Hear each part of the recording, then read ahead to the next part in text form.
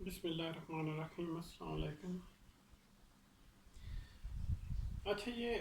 میں نے ایک نیا چینل لانچ کیا ہے اور اس کا نام ہے some thing about every thing, یا یہ ہے کہ ہو سکتا ہے میں اس کا نام لرننگ پوائنٹ رکھ لوں، ٹھیک ہے، پاسبل ہے، ابھی تو میں نے رکھا نہیں، لیکن یہ ہے کہ چلو آج اس کی ابتدا کرتے ہیں۔ اور آپ نے اس طرح کرنا، سب سے پہلے آپ نے اس کے رائٹ باٹم، آپ کی اسکرین پہ رائٹ باٹم پہ سبسکرائب کا بٹن ہوگا، اس کو آپ نے کلک کرنا ہے اور ساتھ ہی بیل آئیکن کو کلک کر دینا ہے، ٹھیک ہے۔ دی فیئرویل سرمن آج ہمارا فرسٹ لیکچر ہے، اور اس کی جو مین فیچرز ہیں وہ میں آپ کو بتاتا ہوں۔ فیئرویل سرمن کا مطلب یہ ہے کہ رسول پاک صلی اللہ علیہ وآلہ وسلم کا آخری خطبہ، خطبہ حجۃ الوداع، وادی ارنا میں آپ صلی اللہ علیہ وآلہ وسلم نے 9 ذو الحجہ کو یہ خطبہ آپ صلی اللہ علیہ وسلم نے دیا، اور یہ آپ کا پہلا اور آخری حج تھا مکہ میں۔ اور یہ اس فیئرویل سرمن کے حوالے سے یہ اس چیز کا تذکرہ جو ہے حدیث کی تمام بکس میں بھی ملتا ہے، صحیح البخاری میں بھی ملتا ہے، اس کا کچھ حصہ ملتا ہے، اسی طرح مسند احمد میں امام احمد بن حنبل نے اس کا کمپلیٹ ورژن دیا ہے۔ اور رسول پاک صلی اللہ علیہ وآلہ وسلم وادی منی میں لوگوں کو لیڈ کرتے ہوئے جب عرفات کے مقام پر پہنچے تو وہاں آ کر آپ صلی اللہ علیہ وسلم وادی ارنا میں رک گئے، اور وہاں آپ صلی اللہ علیہ وآلہ وسلم کے سامنے لوگ، آپ کے اونٹ کے سامنے لوگ رک گئے، اور آپ صلی اللہ علیہ وسلم نے یہ خطبہ اس موقع پر دیا، اور تقریباً 1,20,000 حجاج کرام کے اجتماع کے ساتھ، چونکہ آپ کی آواز سب تک نہیں پہنچ پاتی تھی، اس وجہ سے ربا ابن امیہ ابن خلف، جن کے بارے میں مشہور تھا کہ وہ بہت زیادہ، ان کی آواز بہت اونچی ہے، تو اس وجہ سے ان سے فرمایا آپ صلی اللہ علیہ وسلم نے کہ میرے سرمن کو، میرے خطبے کو ورڈ بائی ورڈ آپ نے ریپیٹ کرنا ہے۔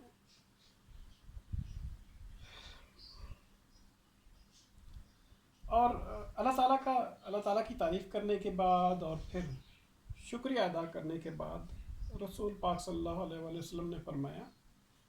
کہ میری بات ذرا غور سے سنو، کیونکہ میں جانتا ہوں کہ شاید اس سال کے بعد میں آپ کے درمیان ہوں یا نہ ہوں،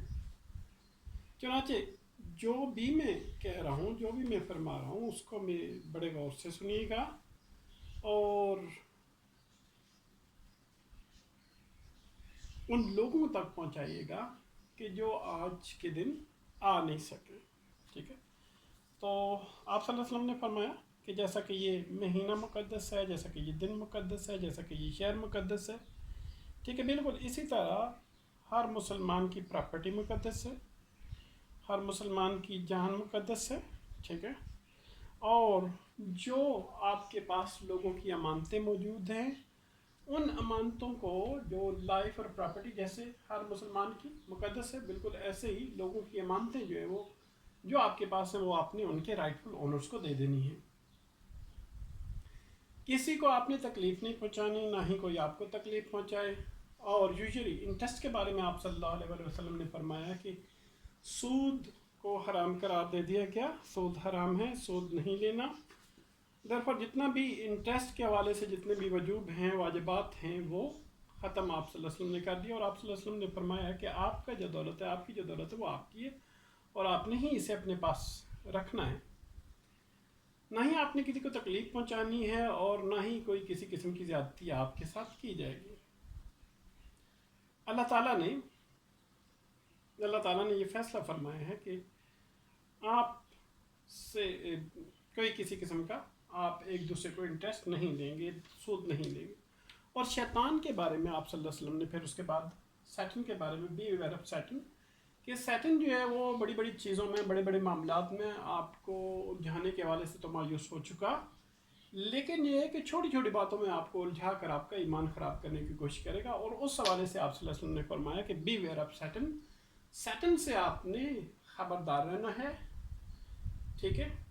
اور پھر ویمن رائٹس کی طرف آپ صلی اللہ علیہ وسلم آئے، اور آپ صلی اللہ علیہ وسلم نے فرمایا، اس کو کنڈیشنلائز کر دیا کہ اگر آپ کے رائٹس کو ابائڈ بائی کرتی ہیں، ان پہ ان کو فالو کرتی ہیں،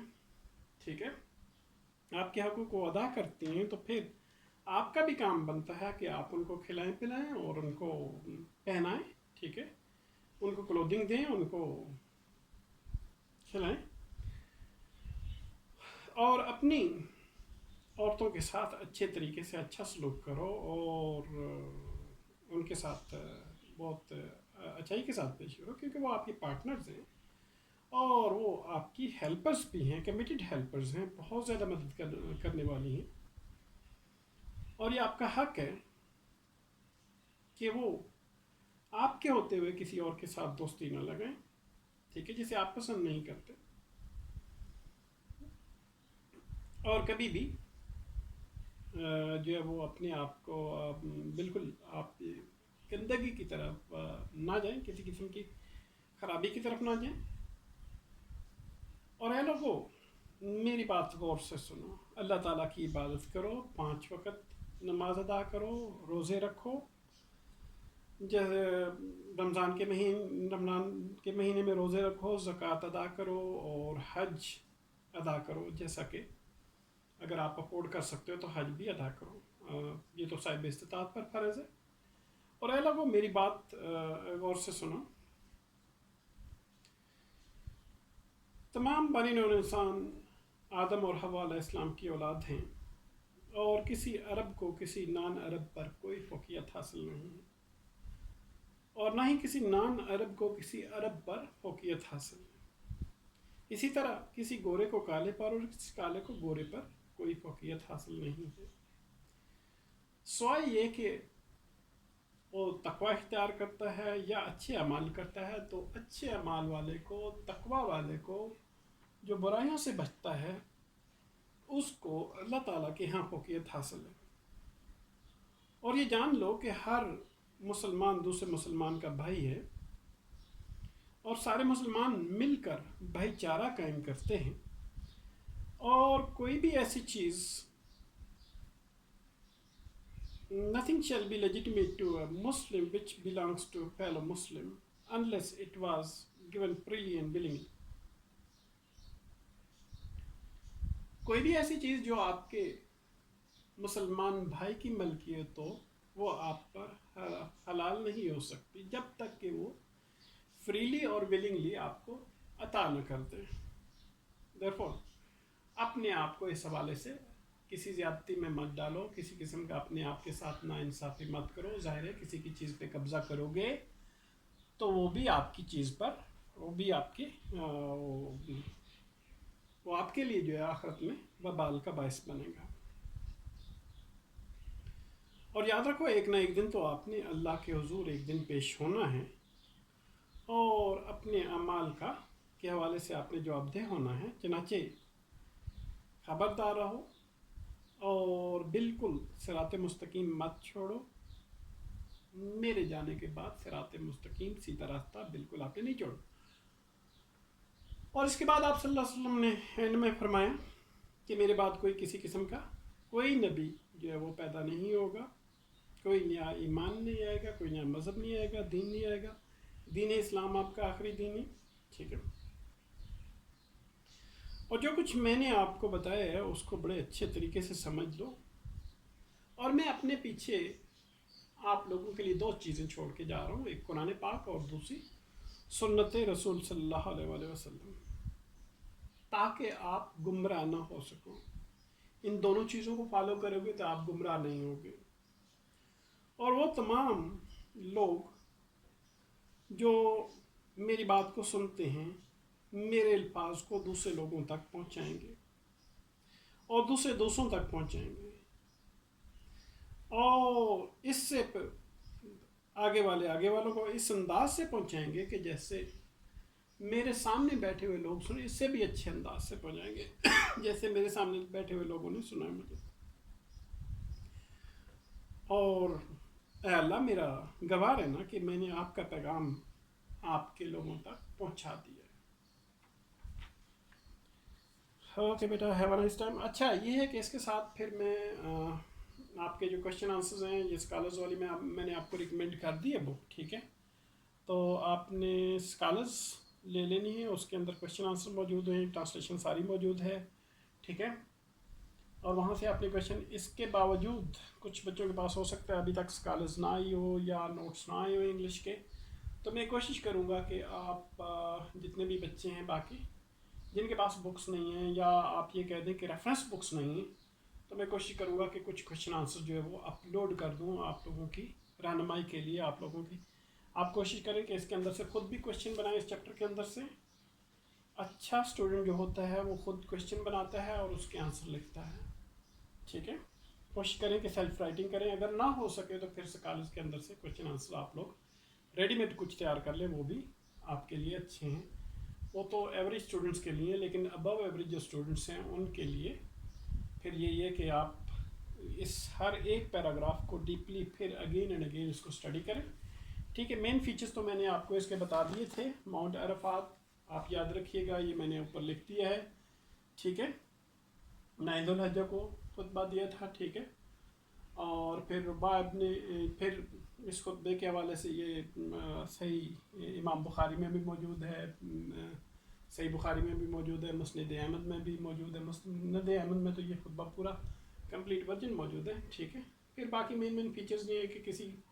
मुसलमान की लाइफ, किसी की प्रॉपर्टी पे कोई किसी ने कब्ज़ा नहीं करना, किसी को गज़न नहीं पहुँचानी, लोगों के मानते हैं उनके राइटफुल ओनर्स तक पहुँचानी है, किसी को कोई तकलीफ़ नहीं पहुँचानी ताकि आपको कोई तकलीफ़ ना पहुँचाए, ठीक है। और ये कि शैतान से आपने खबरदार रहना है, क्योंकि वो तमाम अपनी उम्मीदें तोड़ चुका है, अपनी उसकी तमाम उम्मीदें ख़त्म हो चुकी हैं। बड़े बड़े मामलात में तो आपको गुमराह कर नहीं सकता, और छोटे मामलात में वो हो सकता है कि आपको भटकाने की कोशिश करे। वुमेन राइट्स के हवाले से उसको कंडीशनलाइज कर दिया गया, शर्त आयद कर दी गई कि अगर वो आपके राइट्स, आपके हकूक़ अदा करती हैं तो फिर आपका भी फ़र्ज़ है कि उनको क्लोथिंग दें, उनको फीड करें, उनको खाना खिलाएं, ठीक है। फिर आगे आप सल्लल्लाहु अलैहि वसल्लम ने फरमाया कि प्रेयर्स हैं, फास्टिंग है, ज़कात है, हज है, ये जो अरकान है, इस हवाले से आप सल्लल्लाहु अलैहि वसल्लम ने हुक्म दिया कि ठीक है जी, ये जो ये भी आप पर फ़र्ज़ किए गए और ये भी आपने करने हैं। हज के हवाले से, हज तो खैर चूँकि साहिब इस्तात पे फ़र्ज़ है, ठीक है, वो तो ऑप्शनल है। और मेन काइंड बनी नौ इंसान के हवाले से फिर आप सल्लल्लाहु अलैहि वसल्लम ने बात की कि जी तमाम बनी नौ इंसान आदम और हव्वा अलैहिस्सलाम की औलाद हैं, और किसी अरबी को अजमी पर, किसी अजमी को अरबी पर, किसी का गोरे को काले पर, किसी काले को गोरे पर, कोई फोकियत हासिल नहीं। हाँ, अगर कोई तकवा में, परहेज़गारी में आगे है तो फिर वो अल्लाह ताला की बारगाह में अच्छा है। और फिर आप सल्लल्लाहु अलैहि वसल्लम ने ख़त्म नबुव्वत पे एक मोज सबत फरमा दी कि मेरे बाद ना तो कोई नबी आएगा और ना कोई नया दीन आएगा, ठीक है, कि यही दीन चलेगा, यही मैं ही रसूल पाक सल्लल्लाहु अलैहि वसल्लम ही जो है वो बतौर नबी के हमारे लिए काबिल कबूल होंगे, इसके अलावा हमारे लिए कोई नबी नहीं होगा। फिर आप सल्लल्लाहु अलैहि वसल्लम ने फरमाया कि मेरा मैसेज जो है वो आगे लोगों तक पहुँचाते रहे, बिल्कुल ऐसे ही फिर कुछ और लोग जो है वो दूसरे लोगों तक पहुँचे, ऐसे मेरा मैसेज ट्रांसपेरेंट अंदाज से पहुँचे कि बिल्कुल ऐसे लगे जो आखिरी रिसीव करने वाले हैं उनको भी ऐसे लगे कि जैसे वो मेरे सामने बैठ के सुन रहे हो, या मुझसे भी अच्छे अंदाज से ये मेरे जो सामने सुनने वाले उनसे भी अच्छे अंदाज से मैसेज कोई पहुँचाने की कोशिश करे, ठीक है। फिर अल्लाह ताला को गवाह बना के अर्ज़ किया कि या अल्लाह, मैंने, आप गवाह रहिएगा कि मैंने आपका पैगाम जो है वो तमाम उम्मत तक, तमाम लोगों तक पहुँचा दिए, ठीक है जी। Okay, have a nice day.